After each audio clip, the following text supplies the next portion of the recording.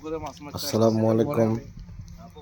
নাটোর বানপাড়া মহিষভাঙ্গা গ্রামে শ্বশুরবাড়ি গেছিলাম।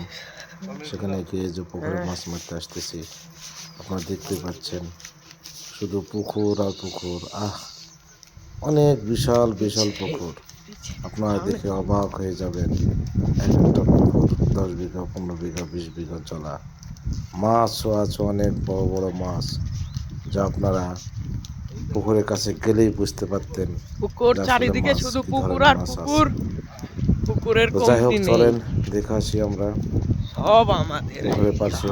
ওই যে চলে যাচ্ছি, যেতে আরো আছি যেতে ভেতরে। আছি যেতে আছি, সব হ্যাঁ, পুকুরই ওনাদের। অনেক বিশাল বড় মাছ চাষি, এই যে মাছ আমরা ছিপ বেঁধে ছিপ ফেলে এই কয়টা মাছ পেয়েছি মাত্র 1 ঘন্টায়। তাও বিশাল বড় মাছ, এটা প্রায় 4 কেজি, এটা 2.5 কেজি, ওটা 2 কেজি। এই যে ট্যাংরা মাছ দুটো শুধু আমি ধরছি, বড় মাছ আমি ধরতে পারি নাই। ইশালা।